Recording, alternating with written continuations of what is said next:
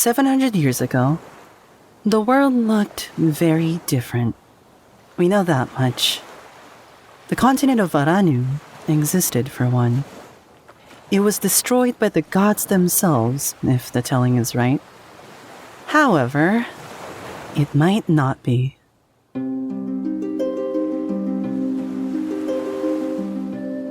The gods are real. Very real. Deadly real. If you want proof of that, just look stormward. It's hard to miss. Vesi's Rage is what it's called. Now, that's not entirely fair to Vesi. May she leave me alone as she would have wanted. All the gods had a hand in it. Their anger, bickering, and power spilling out into the world. Unchecked, creating power in the world. But Vesi takes the brunt of the blame for it. She's the goddess of chaos, storms, and darkness after all. Supposedly, she had a lot to do with pulling all the different energies, the powers that were around together, coalescing them into something tangible, creating and stabilizing the storm, making it something permanent, something constant. And if some scholars are right, something that's feeding, growing.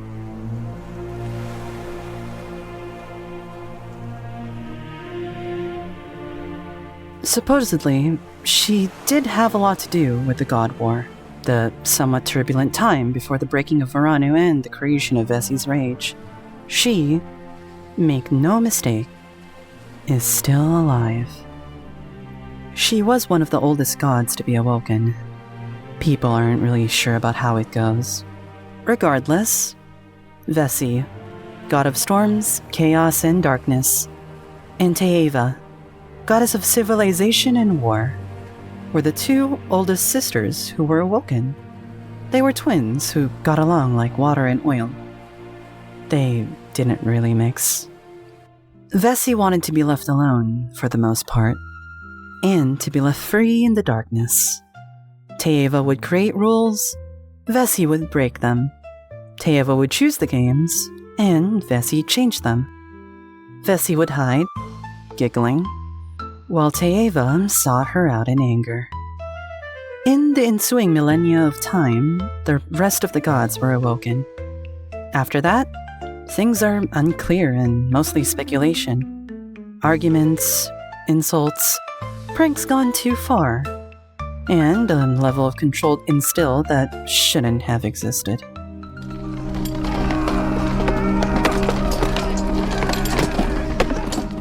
Fighting. War. But the actions of the gods are not unclear. The continent of Varanu, destroyed in a stable, unmoving, 1,000-mile thunderstorm, containing every imaginable type of magic, including an awful lot of god or divine magic. There were people there during all of this, for the most part. They were doing their best to stay the hell out of the way. Races were mostly separated into their own nations across the land. Magic, both arcane and divine, were commonplace by many reckoning. It was a place of magical enlightenment. Afterwards, not so much. Now, looking back on it, I can't imagine the existence of a single mortal mage who would see the gods fighting amongst themselves and say, "Yes, that's something I wanted to be a part of.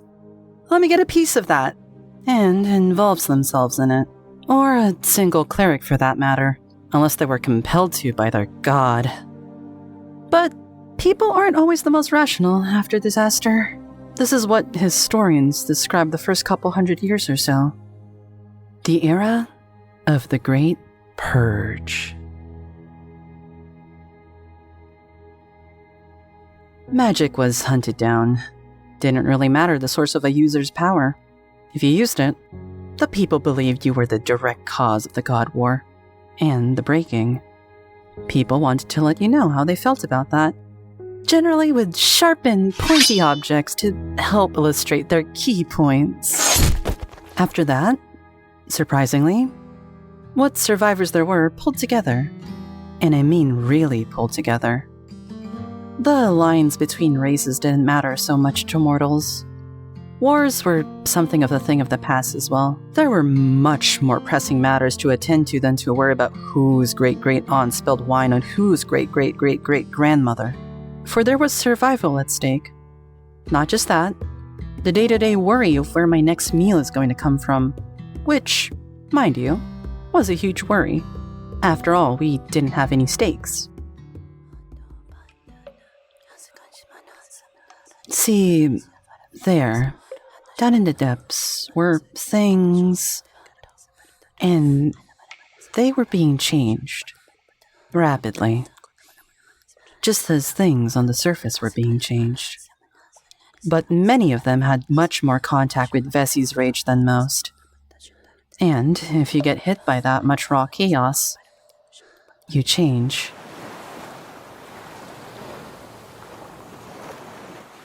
And those changes are probably not going to make you much more approachable to the neighbors.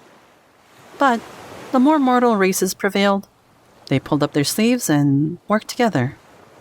Didn't matter much if you were a minotaur or a gnome. You were alive. You were sentient. And you were starving. So, you worked together. You built your homes, and your neighbors' homes, and you fought side by side with your new brethren. You formed new bonds and new friendships, and as it turned out, you thrived. And now you and your many new friends have built a new nation. Not the ones following the lines of race or religion, but on necessity and friendship. This was the era of rebuilding. The problem of the next meal finally solved.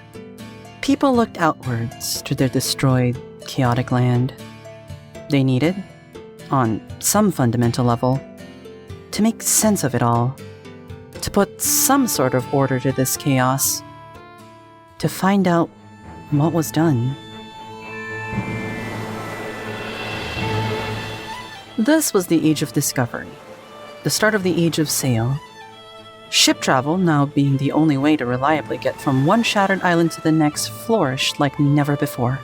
It was an era of sailing out into the unknown, of hope, of remarkable men and women, living legends, and them leaving their legacies behind.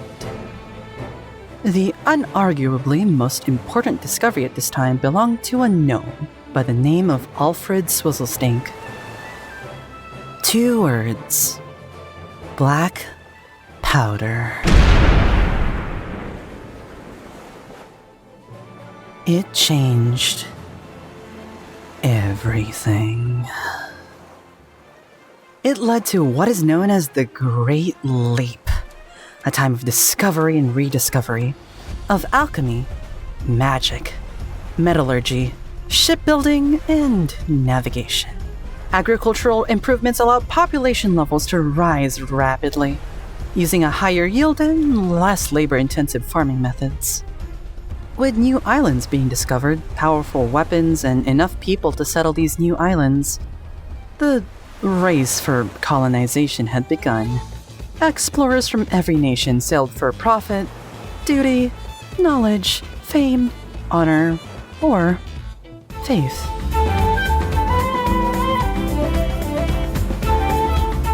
The edge of the map was pushed further and further each decade as each of the nations explored the seas and founded colonies. They also found new foods, medicines, spices, dyes, treasures, and more. As trade and colonization increased, so did the competition over both. Every small skirmish threatened to explode into all-out war. The cooperation between the people of only a few centuries earlier was but a distant memory.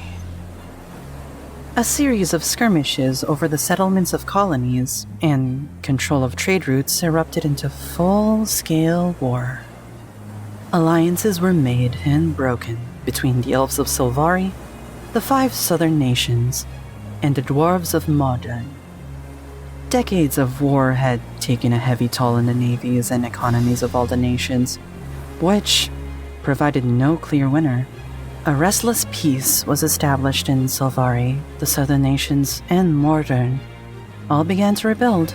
This was a time known as the War on the Seas. With no appetite for another expensive war, nations looked to alternatives to protect their interests and punish their enemies. Spies and privateers had been used during the wars, and both remained popular ways to engage rival nations and avoid outright war. Privateering proved lucrative for both the privateers and the governments. Privateers received charters from their nation to raid the colonies and ships of rival nations to recoup losses incurred during the war. As entire fleets of privateers started to hunt the seas, the line between privateer and pirate was blurred. Some kept to a code, while others were no better than the reavers who played the seas after the cataclysm. It was the age of piracy.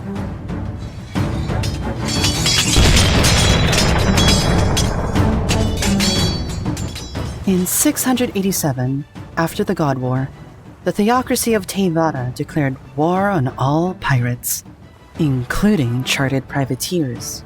Bowing to the pressure from Teyvata and wanting to avoid a new war, the other nations ended or limited their use of privateers. This left thousands of privateers from across the seas without work and labeled as pirates, to be hanged if caught. A former privateer named Esmeralda rallied the pirates under the promise of establishing a pirate nation free of colonial tyranny. The pirates declared war against the world with a massive navy flying a single pirate flag. Esmeralda was crowned Pirate Queen. She seized an entire archipelago of colonies from the weakened southern nations.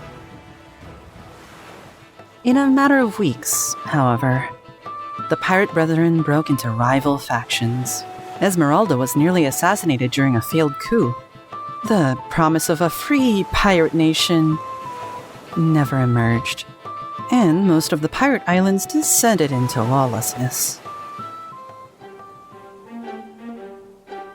It is now the year 696 after the Great War. The nations of Vodari have enjoyed nearly a decade of tense peace. At any time, a simple trade dispute or privateering raid could tip the scales and result in renewed war. Every port city is home to diplomats, spies, and assassins of rival nations. While the nations are at peace, relations between them are far from friendly. Mostly civilized people of Vodari fare far worse than before the wars. Guilds run the technocracy of Zeleni, seeking profit above all else. In Savros, the royal line has all but ended and criminal syndicates dominate the island. Teyvata has become a strict theocracy, under the archpriest's control. In Arushi, the nobility live in decadence, but commoners face disease and starvation. Ruthless merchant families govern Verachi, with a queen only in name. The pirate isles are barely held together by the pirate queen, and its raiders are a major challenge to shipping. The majority of the colonies have been in disarray since the wars, with most in some form of open revolt under the martial law were abandoned to face raiders and monsters alone. The Silverians came out of the war relatively unscathed, but continued to live under the rigid rule of their king. After decades of fighting wars above and below the surface, the people of Mordern now face losing to the enemy below.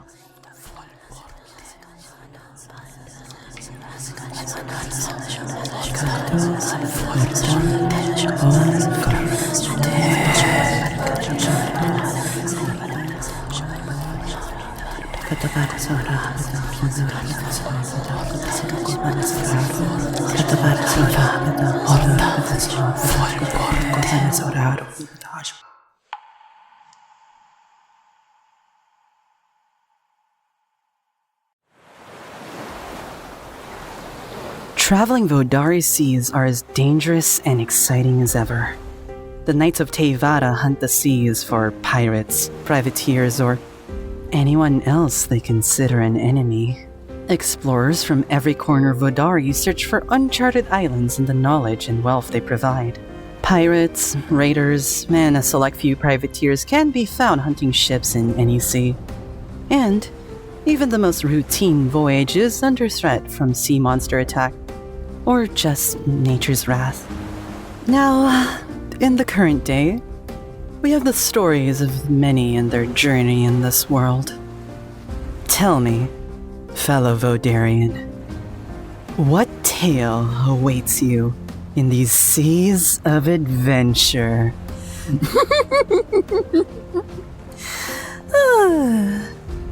Well, shall we?